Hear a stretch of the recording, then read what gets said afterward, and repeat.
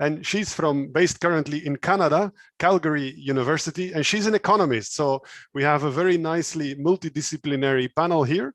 And okay, what are some of the differences? So we have somebody affiliated with the Queen, with the Duke, and Lucia is a bit more nature oriented, because I had to look it up, but Calgary, there is some different interpretations on what it means, because according to some, it is related to the Norse name for cold garden.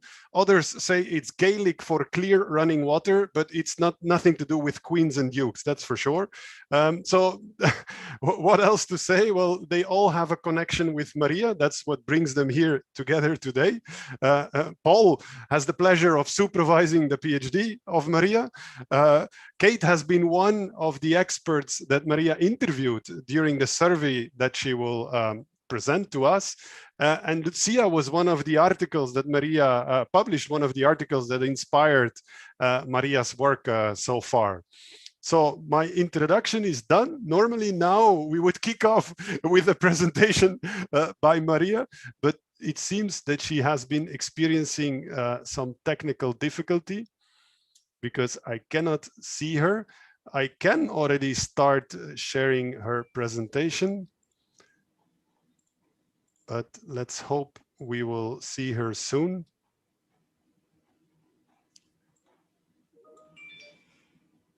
If not, I might simply ask my panelists if they could shortly introduce the topic before we kick off the discussion. No sign of Maria yet. It's a bit awkward. Yes, indeed. And apologies to our audience and to the speakers. Of course, it's just an unfortunate technical inconvenience. Maria is still very eager to present today, and I'm sure she will make it. I've now suggested to connect with her phone. In the meantime, I'm sharing her presentation, hoping this will facilitate the session as soon as she is back. But unfortunately, she's still not among the panelists. So we will need a couple of minutes more, I guess. If we would have been a commercial broadcast, now was time to go to a commercial break.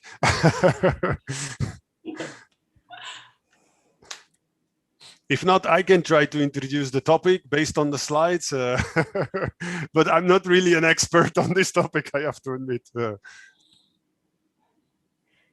Yes, is there any volunteer that would like to introduce Maria's work? So we also give some context to our speakers while waiting. I can have a go at saying a little bit, especially from the sort of more technical side, if you don't mind. Yeah, okay. Thank you, Paul. Go ahead.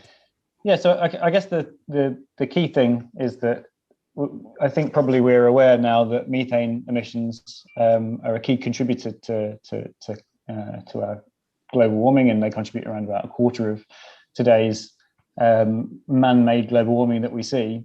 And the problem is that it's a really potent greenhouse gas. So whereas CO2 is quite sort of persistent in the atmosphere, so it kind of stays for a long time, methane is really, really potent as a greenhouse gas, but it doesn't last quite so long. And that's really important because it has a really, really strong effect. And so you only need a small quantity of emissions to have a really big climate impact. And so on the flip side of that, if we're monitoring for methane emissions, it's really difficult to monitor really small quantities of emissions, right? So this is the difficulty that we're seeing now, is how do we actually try and monitor the situation to be able to improve it and reduce it? It's difficult to be able to accurately monitor, measure, quantify these really tiny sort of bits of emissions that we see all along the natural gas supply chain. Thank you, Paul. And I think that's indeed what Maria wanted to convey on this first slide.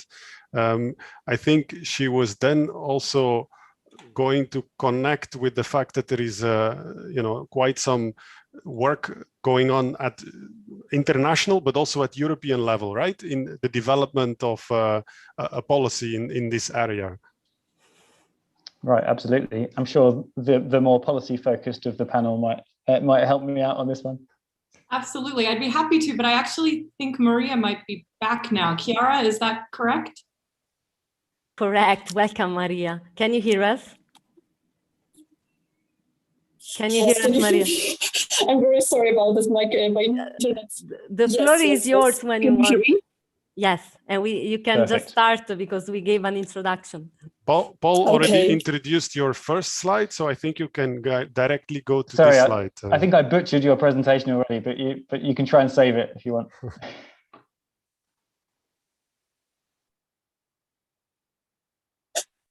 Okay, perfect. Okay, so hello everyone. Again, good afternoon. I'm very sorry about the problems regarding the internet connection. So I hope as of now everything goes smoothly. As Paul introduced, what methane emission is in terms of the as important greenhouse gas, I will now focus on the policy side of the problem. So last year, the European Commission published the EU methane strategy, and according to the strategy, the European Union needs to decrease methane emissions by 35 to 37% by 2030, and compared to 2005 levels. According to the methane strategy, the majority of emission reduction will come from the energy sector. And this comes from the fact that even though energy sector is not the major source of methane emissions in the European Union, it is the agriculture. It is considered as the most cost-effective way to reduce methane emissions, as methane, if captured, could be used as a source of energy. And the European Commission is planning to propose the legislative proposal by the end of this year, and the proposal has two main objectives. So the first is to introduce a compulsory measurement, reporting, and verification of methane emissions, and the second is to put in place reduction obligations on the companies. So it is not only about introducing better MRV or in order to improve the accuracy of data, but also to put in place the reduction obligations on the companies. And currently we are in the process of public consultations, which will conclude on the 1st of May. If we can see the next slide.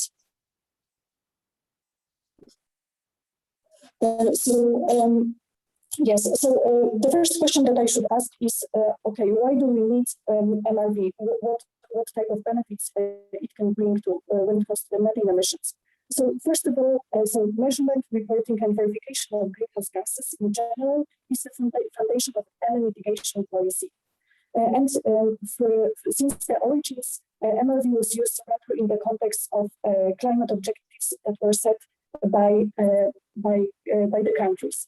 However, as with the adoption of Paris Agreement and over the last few years, it has been more and more used in the context of the emission reduction and that's amongst the targets that were set by the companies.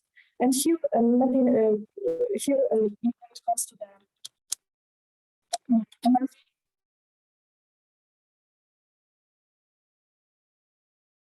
MRV can bring about a couple of very interesting and very Maria, we cannot understand you anymore. The quality is really bad. I don't know. And the trends, and then based on this information, the companies I came across it a couple of times in my interviews with the oil and gas industry, which is subject to my research. This was mostly related to the fact that the industry is in very particular moment right now, as there are very important discussions regarding the future role of natural gas and gas. Maria, because it's not. Maria, my apologies. Yes? Sorry, Yeah. I need to interrupt you only because of technical issues. So it's difficult for us to follow your voice, and also the video now is getting problematic. So is there any chance you can still try to use your computer? Because maybe the connection now is restored. I know that it usually works. Because yes, exactly, Maria. It will be great to try this. Okay. Should I continue? Yes, please. Oh, that's much better. Okay. Okay, perfect. Yeah. So I'm very sorry about the internet connection. Okay.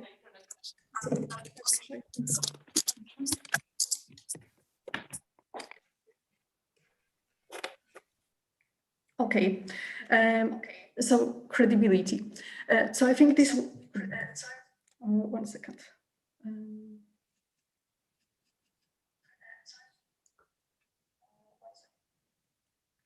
Okay, can you hear me well now? Yes, but okay, you have perfect. to speed up now, Maria, so okay. we still have time for discussion. So in the European Union context, there are the measurement or monitoring, reporting and verification of emissions is not something completely new. So the first system that was introduced in the European Union was the MRV for EU ETS emissions. And the second, which is already in place, regards emissions from maritime transport.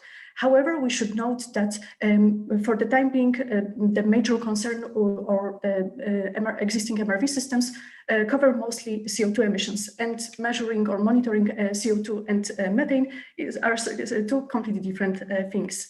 If you could go to the next slide. Okay, so then the question is what MRV is, and very briefly, so it consists of 3 steps. So the first is the measurement or monitoring of methane emissions. So here we have 3 options that we can choose, or 3 types of actions that we can implement in order to measure emissions. So first is direct physical measurement, and here we have 2 approaches: top-down and bottom-up. Then calculation of activity data and emission factors, and modeling of emissions. Reporting is about aggregating data and public disclosure, and verification is to check the completeness and reliability of data. If you can go to the next slide. And this brings me to my PhD research that I currently conduct at Queen Mary University of London, where I look at the major opportunities and barriers related to the establishment of an effective MRV system for methane emissions. And to this objective, I conduct a series of 50 semi-structured interviews with different stakeholders that are involved in the discussions regarding the legislative proposal. And I focus, when it comes to the geographic representation, I focus mostly on European Union and Europe. And there are also, I conducted a couple of interviews with the stakeholders from North America. Then after the interview, I generate the transcription and do the coding in NVivo. And the data analysis is guided by the branded theory, which is one of the most prominent approaches to qualitative data analysis, where the data collection and analysis happens in parallel. Can we go to the next slide? And when it comes to the research study participants, so I already conducted 42 interviews with 47 professionals, and they are split into 2 major groups. So the first group is the information disclosures, which is the industry, so different types of companies across the entire value chain. And the second group is information users, which is divided into 3 subgroups: public sector, private sector, and civil society organizations. Can we go to the next slide?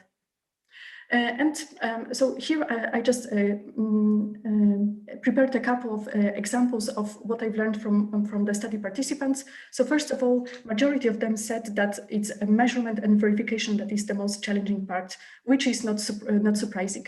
But I think interesting finding from these interviews is that there is some doubt regarding whether reconciliation is part of reconciliation of top-down and bottom-up measurement is part of M, or it's part of V, so the verification.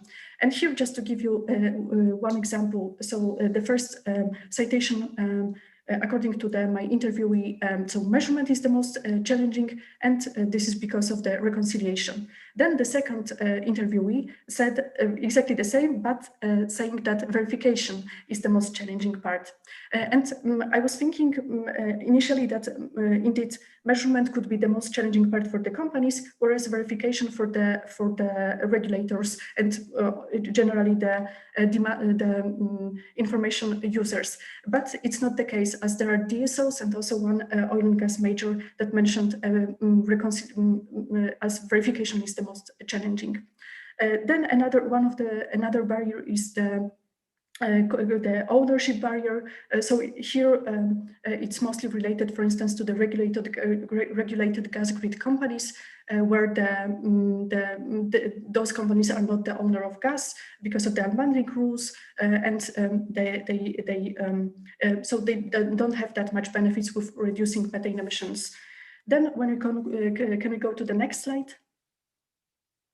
Then another barrier is, of course, related to the cost, as it is still quite costly and challenging to introduce a couple of sensors and to implement different types of technologies that will allow us to more accurately measure or monitor methane emissions. Another barrier is related to the lack of robust and reliable methodologies. It is connected to the fact that even though there are already some industry standards, it is not pretty straightforward as how to proceed with the measurements, what is a representative sample of measurements. So I think that's pretty interesting as well. And last but not least, the barrier mentioned regarding the verification is about who should be responsible for doing the verification, whether it should be public or private body. And that leads me to the next slide, that is the poll question. So, as you've heard a couple of barriers mentioned by my interviewees, and the question is to you: which of the following 4 barriers you consider as the most challenging when it comes to the effective measurement, reporting, and verification? So the first option is whether it's the cost of emissions measurement/monitoring. The second option is whether maybe it's just limited experience with a reconciliation of top-down and bottom-up measurements, or it's the ownership barrier, or maybe lack of standardized methodologies for methane measurement.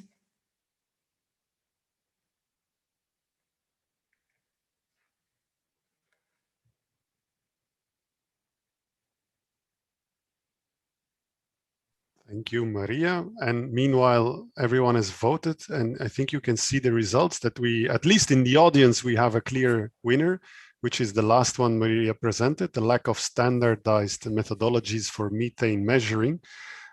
So this is perfect to kick off the discussion with our panel. Dear panelists, would you have voted with the majority or slightly different views here? Kate, maybe you can start.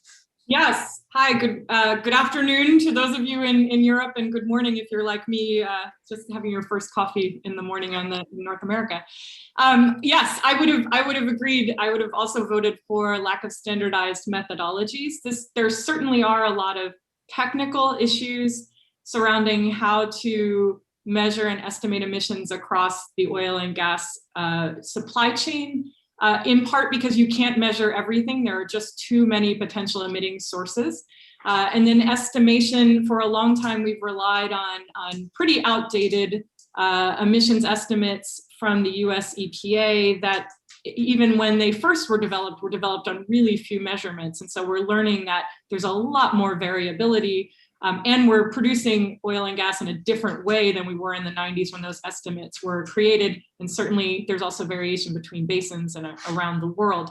But I do think the sort of lack of a standard set of best practices inhibits the development of good estimation practices. I think there's lots of interesting innovation happening. There's been both by private sector and by researchers. But I do think you could have, and you can see this already with the EU methane strategy, right, of really leading with reporting, leading with thinking about the oil and gas methane partnership reporting framework. We really need those frameworks to then have people to work towards. It works as sort of a focusing tool. Thank you, Kate.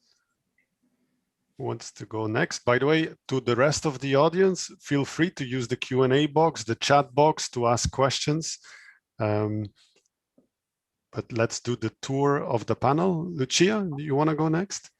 Sure. I'm in the minority. I thought ownership barriers. For me, I think ownership is kind of fundamentally the problem. That why would a firm want to invest in measurement, reporting, and verification? It would, like, what is the benefit to them? And it's clearly, okay, they can capture the methane before it gets the atmosphere and sell that methane for the commodity cost of that gas. And so, okay, well, what do they get? They get maybe $5 to be generous, or what depending on where they are. But all right, so they'll be spending up to $5, and I would say in the distribution sector that they might not even want to spend up to $5, because there are these clauses that allow for gas, the lost and unaccounted for gas, to be passed on to customers. So that incentive might not even exist. But if we don't, I think even more drastic. So $5 will be the cost, the private cost to the company. But you could imagine the social cost of once that methane reaches the atmosphere, you're looking at maybe $27 or over $30 for an MCF in the atmosphere. And so who's owning that? Who has the property rights to this? We don't have property rights over pollution. And so I think therefore we otherwise would have incentive to put in the cost of emissions measurement, that right now it's slowly becoming more feasible with satellite technologies and the Canadian company that can measure up to less than 50 meter resolution. And so I think that so for me, ownership, lack of property rights over atmosphere is kind of the key problem here. Thank you, Lucia. And we're already going to technology. So then we look at Paul. Paul, you might have seen that somebody's also making that comment, that technology is evolving faster than we can follow. What's your view on that?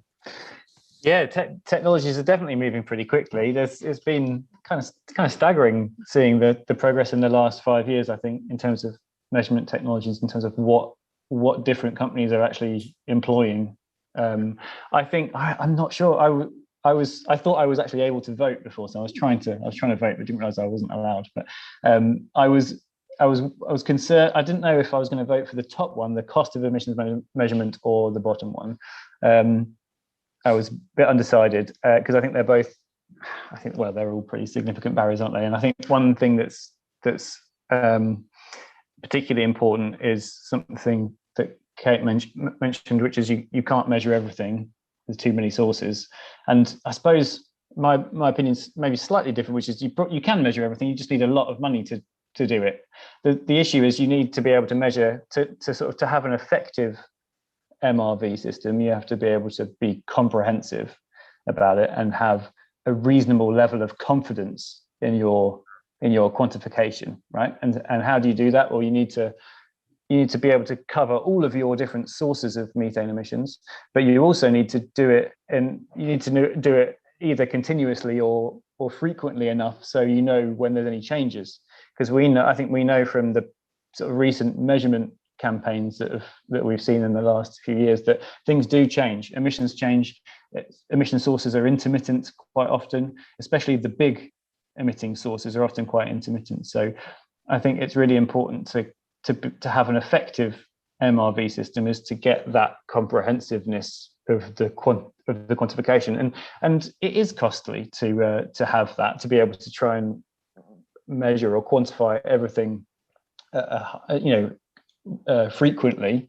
And so, but I think it's been very impressive, the improvements of technologies. I think OGI, optical gas imaging cameras, so infrared cameras, has become very, very popular. So you can see gas leaks with infrared cameras, whereas methane is sort of naked it's invisible to the naked eye. So it's not naked, it's invisible to the naked eye. And but you can see it with an infrared camera, and this is really, really useful in terms of quickly scanning your process plant. So I think there's been a lot of improvements of that in recent years.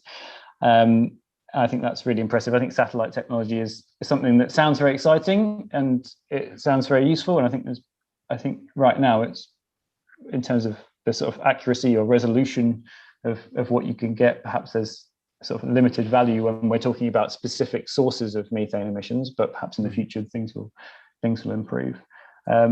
So yeah, I think the cost of emissions measurement is certainly going down and technologies are improving, but it's still a big barrier because you weigh the cost of measurement versus the value that the producers might get, and gas is cheap, isn't it? So so it has to be very cheap if you're going to make ends meet, unless there's other incentives to do it.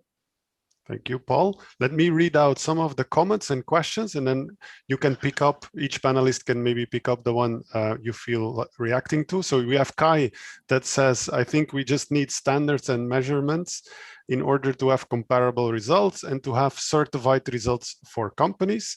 Then we have Tartaru saying, what about the EU Methane Observatory? Is that going to be the one entity setting the standard, and are then companies not just going to emulate that to avoid fines? We have INSA also saying, is it really about ownership or operatorship that we should discuss? And finally, we have a final comment again on ownership. Is not really an issue. Where methane is most emitted, the production sector. So if you are in the distribution or transmission sector, then maybe that's more of an issue. Okay, I'll just give you the opportunity to pick out something you feel comfortable reacting to. Yeah, so I actually was going to react to one that, Leo, I don't know if you touched. Maybe I missed one. Go ahead and just introduce it. Oh, sure. But someone was asking about the methane supply index, and I thought that was a really nice segue from what Paul was talking about, because I think it talks about sort of setting up a methodology for estimation and gets at that cost, because it can create some financial incentives. There is talk of a methane supply index in the EU methane strategy. It talks about using just existing emissions estimates from national inventories and then supplementing it with the observatories or the satellite flyovers. I actually think it could be really beneficial to think about a regime like the California Low Carbon Fuel Standard that both enhances measurement and starts to provide that economic incentive for lowering your emissions. And there they have sort of a default carbon intensity of fuels that come into California. So that would be that sort of just pulling from national inventories. But then a particular supply chain can come in with their own supplier-specific data to argue that they should have a lower index than that sort of estimate from their region. And if they meet certain methodologies and are able to show that, then they are granted that lower rate. And as time goes down, California is lowering the sort of average carbon intensity of fuels that are allowed to be imported. And I think that can create a really nice virtuous cycle here, where you have better estimation over time and you have that built-in economic incentive for suppliers to be reducing their emissions. Thank you, Kate. Maybe Paul, go ahead. Trying to find something specific that I looked at before, and I've lost it now.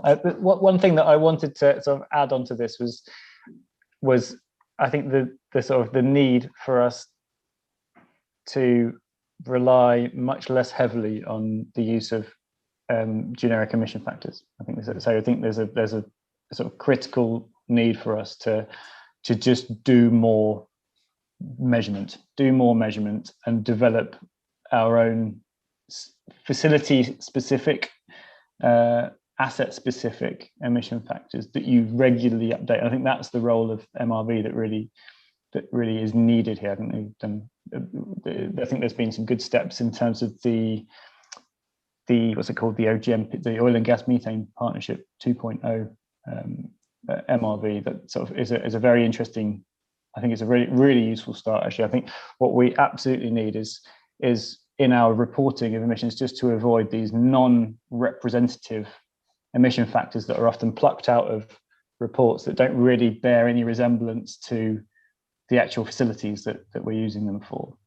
I think that's probably, it's unfortunately it's still used quite heavily because direct measurement is not necessarily sort of stipulated in all regions. And whilst we've got lots of companies and organizations who are sort of leading the way, even if they're not regulated to do so, they're leading the way in actually conducting their own direct measurements and doing that. There's other organisations that are, you know, are obviously sort of lagging behind, and I think it's sort of the role of sort of regulated MRV is to sort of try to bring everybody up and to that high level to try and conform to these best practices.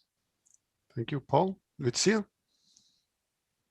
Oh, just on Fiji asked about or mentioned ownership isn't a concern in the. Yeah, so true. Production would be where a lot of the emissions are coming from, but then even then, like the private incentives are just so small in the case of methane compared to the social reasons to be monitoring and reporting, and so I just like the impetus when you don't have to pay the social costs are just not there because of the lack of ownership there. That but I would but even in the private, let's just forget about social costs, but even the private costs, I think maybe one place to think about why we don't see as much investment in methane abatement as one might expect. It could be, you could look to what the literature says on why we don't see energy efficiency upgrades, and a lot of, you know, there's many, like there's unpriced costs or discount rates or maybe capital constraints. And so there's a bunch of reasons why maybe we might, I think there's parallels from that literature to this. Thank you, Lucia. And I think that also nicely brings us to the second topic that Maria will shortly present, right? Because if you want to align social and private interests, then we talk about policy instruments, right?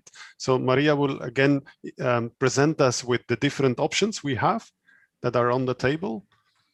I will just try to share my presentation. Okay.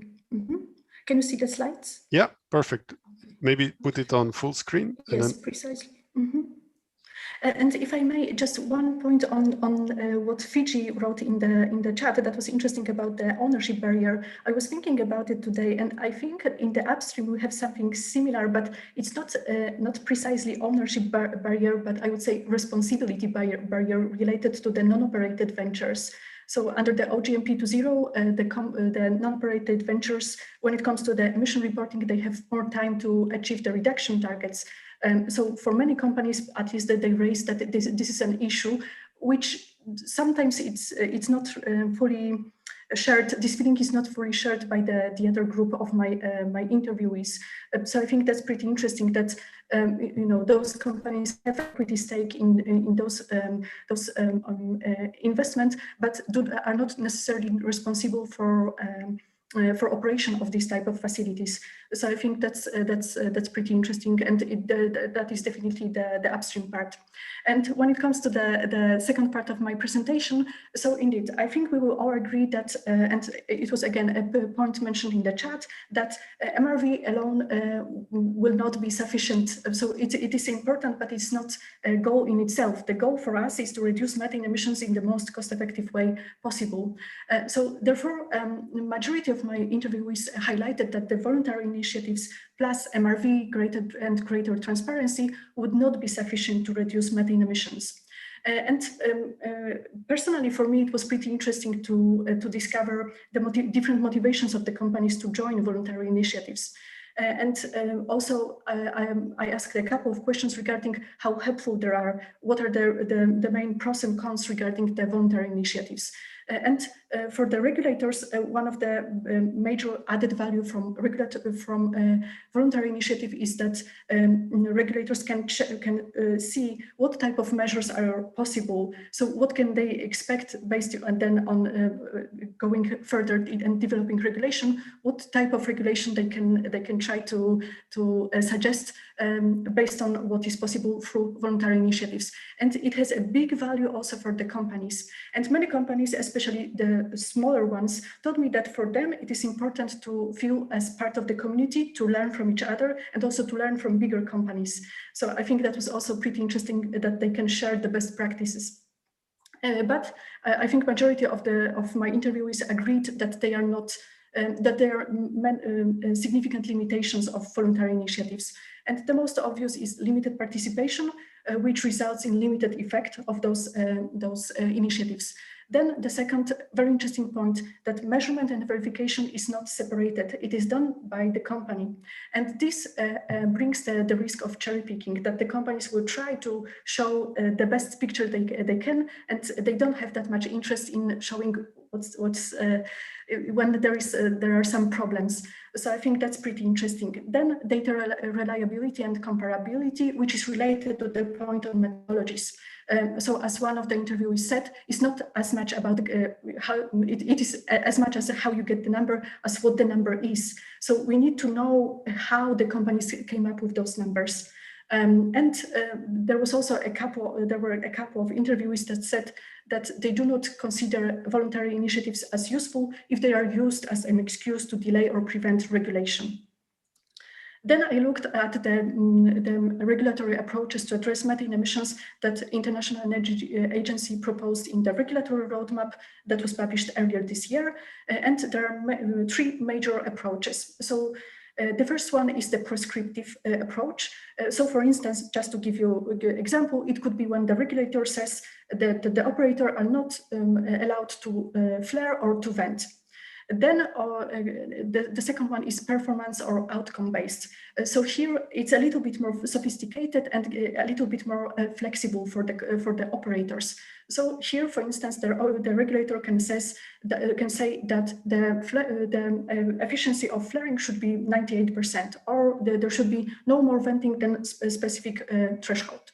And then last but not least, economic. So here the most widespread approaches is tax, such as the carbon tax in Norway, which also covers methane emissions, or emissions trading system.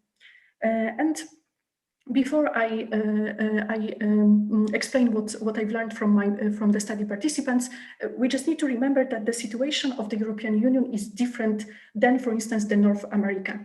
And there are two major differences. So the first one is that, contrary to the global trends and the global data regarding methane emissions, the majority of methane emissions or domestic EU methane emissions arises in the downstream. So it's not the upstream part, but it's just the downstream, which is definitely more challenging to measure and more challenging to abate.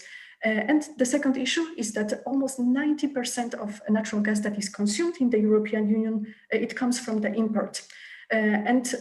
Which means that European Commission or European Union in general doesn't have any tools or practical jurisdiction to regulate this type of emissions. So this is much more challenging to handle. And so what I've learned, and again, this is based on very preliminary analysis, so it could also change in the meantime, but I think the most important is to say that majority of my interviewees prefers either prescriptive or performance-based regulatory approaches. And I see a very significant trend that those companies that believe that they already do a lot about methane emissions, they prefer performance-based regulation. And this is because they already tested what's working for them. So they do not prefer the regulator saying them what they should do. And they prefer to make the choice of their own assessment. Then another very interesting suggestion that came from the interviews was to have some form of hybrid approach. And here the idea was that, okay, there are some no regret options, mitigation options that can be implemented. So the regulation should be prescriptive about that. And there are also some options mitigation options that are not so straightforward. So in that case, we should give more flexibility to the companies. Another interesting point is that majority, like all this, the interviewees said that the regulation should be technology agnostic in a way. So there was nobody that's saying that we should do this, and that. So, or we should choose this type of technology for the measurement. That was pretty obvious that it should be technology neutral. Then I think the most divisive issue was how to tackle the emissions associated with natural gas imports. And I will just give you a couple of examples of how my interviewees suggested to deal with this problem. So the first one was to regulate domestic emissions first. And then there were two dimensions of this. So whether we regulate domestic emissions and see what happens, we somehow lead by example, which for a long time was like default climate policy or like the approach to the climate policy. And the other dimension was, okay, we should regulate domestic emissions, but then we should also somehow ask others to do very similar, to adopt a very similar approach. It's just not to avoid treating the domestic emissions and imported emissions asymmetrically. They should be treated the same, but we should give more time to imported emissions. The second option was that we should focus on bilateral cooperation with natural gas exporters. So we know which countries and which companies are the major source of natural gas coming to Europe. Therefore, we should focus on cooperation with those. Another idea, and this is the idea supported by the European Commission, is to create International Methane Emissions Observatory. However, what I've learned from my interviewees is that they consider it as the idea that still needs to be much more defined, that we do not know exactly what will be the major objective.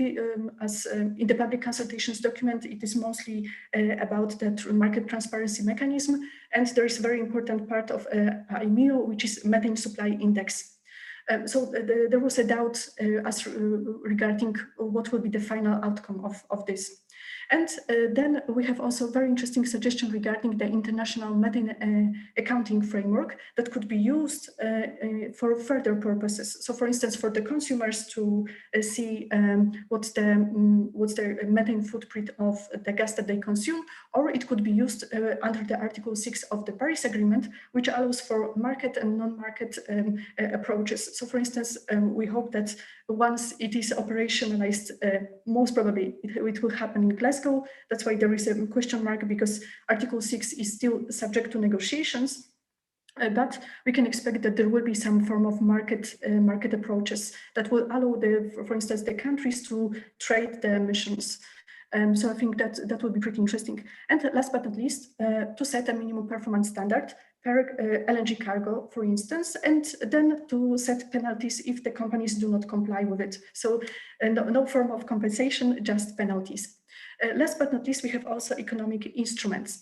The use of economic instruments was highlighted only by 2 out of 13 interviewees, and this comes from the fact that, at least what I've heard from the majority, is that there is a fear that the MRV is not there, that the accuracy of data is still subject to high uncertainty. And another aspect of that is the potential spillover effect, as to we do not know how inclusion of methane, for instance, to the EU ETS could influence the CO2 price. So this is what I've learned from my interviewees. And we have the second poll question regarding, now the audience can show us what's the preferred option in terms of the EU context. Thank you, Maria. I think now we can launch the second poll also. Maria also already introduced a bit these different concepts. You see the different options. There we go. So we know what the interviewees liked. Now we will see what the audience likes. We also learned from Maria that the interviewees like to mix and go for hybrid, but we didn't want to give hybrid as an option to the audience. That's too easy, right? You have to choose, and you choose for performance-based, but yeah, there is also some prescriptive supporters here. So I think, Maria, you can stop sharing the slide so we see our panelists again. And I'm also curious to know what they like. You have to stop sharing. Yeah, okay, great. So did you also want to go for hybrid, or you are in favor of another instrument? Lucia, maybe this time we could start from you. Sure.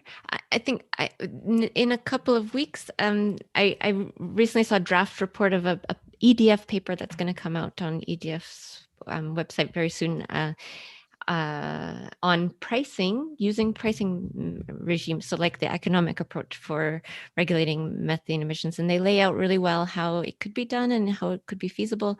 And I think as an economist, we all often prefer these economic market-based approaches because it's the cost-effective way to get to the same reductions. But that would be the case when, I mean, it's clearly if everybody had the exact same cost to reduce methane, we could just have a prescriptive, everybody use the same technology, and it wouldn't matter. We wouldn't need to bother with any market mechanism or a pricing incentive of some sort. And so, but I think methane is this world where costs are not the same across all players, and so that's one reason why we might want to put in a price. And then and the biggest win for me is, well, methane, I mean, the technologies are changing so fast, and when there's this opportunity for innovation, then pricing simply adds extra incentive for innovation, and so to me that sells it. I guess one concern could be, oh, you have so many players, so that would be difficult to do. Difficult to write this measuring and recording and monitoring. But as I said before, the social costs are just so high. We have a lot of leeway to spend on this because the benefits will most certainly outweigh the costs socially. So thanks. Thank you, Lucia. So we have the view of the economist. What about the legal policy engineering view? Yes, well, on the legal view, and not just the legal view, but I come from an environmental enforcement background, so I always think about how do you verify compliance. I do think that an economic regulation can be quite flexible. I'm not sure we're there yet. And in fact, this flows really nicely from the first half of this, right? I think, Maria, you mentioned that there is a tax on methane in Norway. Norway has the facility-specific emission factors that Paul was talking about. They have relatively homogeneous, relatively small number of players. The offshore platforms relatively homogeneous, and yet they have facility-specific emission factors. That gives assurances that you are collecting the correct amount of tax. If you don't have a good handle on your regime and on the sort of understanding of the magnitude of emissions, who knows if someone is overpaying or underpaying. And so I think I'm probably in the hybrid camp. I'm also in the camp that it will change over time. I think as we get better at measurement and estimation and verification, it is safer to be moving into those more flexible regulatory regimes with some assurance that you are actually meeting standards. Given the variability of methane, I completely understand why industry is more interested in a performance-based than a command and control. A command and control that says you have to replace all high bleed valves doesn't reflect the fact that some of those valves are emitting a lot more emissions than others, or that you could replace all those valves and meanwhile leave a thief hatch open on a tank for 5 days, and there you've completely offset any benefit to that replacement. And so having a sort of performance-based regime that is backed up by robust monitoring, I think is probably where we need to head, and an economic regulation can play a role there too. But I do think in many jurisdictions, we need to improve our measurements and estimations before we can apply those types of regulations. Thank you, Kate. Paul? Yeah, I have probably a couple of thoughts, but I should caveat that probably it's beyond my expertise, so just sticking my oar in where it's probably not needed. But I'm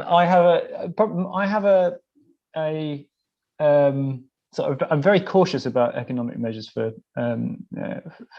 methane, and I would be extremely wary that we're not creating sort of perverse incentives, especially when you consider sort of trading off mitigation measures between sort of CO2 mitigation and methane mitigation. We need to just be absolutely clear from a national perspective. We need to be clear that it's absolutely imperative that we eliminate CO2 emissions, and drastically reduce methane emissions as well. So I'm just sort of very cautious about the potential for trading off between the two emission sources. I think that probably just sort of building on what Kate was mentioning, I think it's really important also to clarify that it's all very well and good to think of policy measures to reduce emissions, but we just don't know what our emissions are for some regions and some supply chain stages, right? Natural gas supply chains are quite long and complex things with many different stages. And we've probably got a pretty good idea of what our emissions are in certain regions and certain supply chain stages, like US production, for example. We've got there's been a lot of work done in that region in the last few years. A little bit less so in other places. And so one good example is just a self-plug, is that I've just come off an LNG carrier ship to conduct some methane measurements on an LNG carrier ship, and that hasn't been done before, to actually go and measure total emissions from an LNG carrier ship. And let's think about LNG transport. This is going to increase, almost certainly it's going to increase pretty dramatically in the next in the coming years. But we need to know more about what the methane emissions are from there before we can start to think about how we reduce them, how we regulate reducing them. We need to understand them first to work out how best to do it. Thank you, Paul. We have a few questions, and people are also liking each other's questions. So now I know which one to ask you to react to first. The most popular one is from Timothy, who says, how would a ban on routine venting and flaring be less effective than a performance-based requirement? And then we have Malgorzata, who is asking, you mentioned something on being technology agnostic, and could you elaborate a bit on that?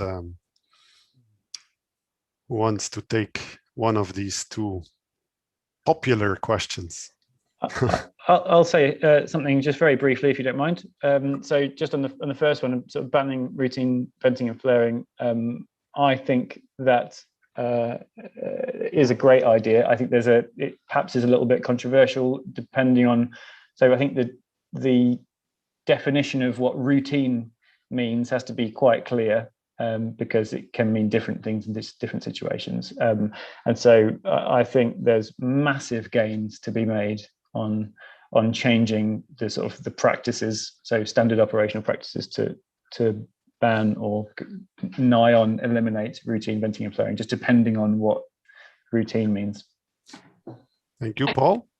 I agree. I just want to add on. I agree on that. I think sometimes a lot of our regulatory regimes really focus on leak detection when venting, routine venting far outweighs the emissions. And so I think a lot more focus on that. But I agree with Paul that it depends on the definitions, it depends on the exceptions. And so, I don't know that it has to be either or, but I think it can be complemented with a performance base that is based on aerial surveillance and sort of basin-wide or facility-wide emissions to kind of keep the system honest, and so that we know we're reducing overall emissions through these bans. Thank you, Kate. Lucia, you want to add to that? I was hung up on the first question. I'm going to put in a paper that looked at the North Dakota's policy to reduce flaring, and they pointed out, well, if they required all companies to reduce by 77%, but if they had allowed companies to, trade across, you can lower costs of reaching the same target. So I think that just allowing more flexibility could be better than an outright ban, because you might end up just spending more than you have to. But I'll post a paper in a second. Great, thank you. And to all panelists, we will also have highlights, which can include some additional references like the one Lucia just referred to. And Sasha also wants to know, Paul, when will your LNG tanker adventure be more readily available for us to read about? As soon as I can write it. So actually, currently, the adventure's ongoing at the moment. I'm off the ship, but there's a couple of my colleagues are still on the ship collecting some lots of interesting measurements. So the plan is to publish a paper towards the end of this year on it. So but we're going to try and get it out as quickly as possible so that we can do lots more measurements. So that shows you're a real engineer, right? You're even, venturing out on Trying. LNG ships. Yeah. It's outside of my comfort zone. I'm normally just on the computer. But... Not like me, more comfortable in the Brussels bubble talking about these issues and far away from tankers. Maria, we still have a few minutes. I don't know if you want to summarize a few takeaways. Yes. Thank you very much, Leo. So just one comment regarding the technology agnostic. So the way I understand it is that we have different type of technologies that companies could use in order to measure their emissions. So we have these top-down, bottom-up approaches. And I think many companies mentioned that they just need to look for the perfect mix that works for them. So, and this is the contrast with the experience from North America, that in many cases, it was like the infrared cameras that were suggested as the best option. And I think what we learned that it's better to leave a little bit more flexibility to the companies to figure out what would be the best option. But on the other hand, there is also a problem with verification and to ensure that everybody's doing more at least something that goes along the same lines, or it's as accurate as possible. Another point that I didn't put in my presentation, but I believe it's super interesting, and it's related not to the regulation or like government policies, but to the company policies. And I think Kate and Paul already mentioned that in their interventions. And I think companies already do corporate reporting, like they try to report their methane emissions. But I think in order to do MRV right, they really need to introduce a quite significant change in the way they think about the reporting of their emissions. Also, one of the companies mentioned the problem, like once they started to prepare their data for the OGMP, they encountered the problem that the activity factors are in different databases that were created over time, so they need some time to somehow ideally to build one database. So I think it shows that there is a quite significant challenge also in terms of how companies assess the best mitigation options, whether they have enough data in terms of like emission profiles. So, not to focus only on what the emissions are, but also, okay, what's the problem here? Like, I think that's pretty significant. And if it's done right, it has really a lot of opportunities for the companies as well. Thank you, Maria. And we are at the end. So all I can do is just to thank you, especially Maria, because you've been unlucky at the beginning, but you have been amazing in how you just, continue the show and made a really good presentation. Yeah, again, I'm very sorry to all the No, it doesn't matter. Your computer, things happen, and I was also very thankful to Paul to help me cover the small blips. No problem. Very kind of you. And thank you, Kate. Thank you, Lucia. Really great that you made the time. We already had a debate last week on methane emissions, but this time it was more an academic debate, and it was really great to have UK, Canada, US, all of you here with us. Really thank you for that. And that's it. I quickly just use the last seconds to remind everyone that this is not the end, right? FSR continues with new topics. So any of you that might be interested in some of our upcoming events, there is a course that is starting, there is another debate, and we also have the State of the Union event, which is an event that we do at EY level, where Florence School is contributing together with our other colleagues of the university. So hope to see you back, maybe in one of these events or in the next episode of FSR Insights in about a month from now. That's it. Thank you all.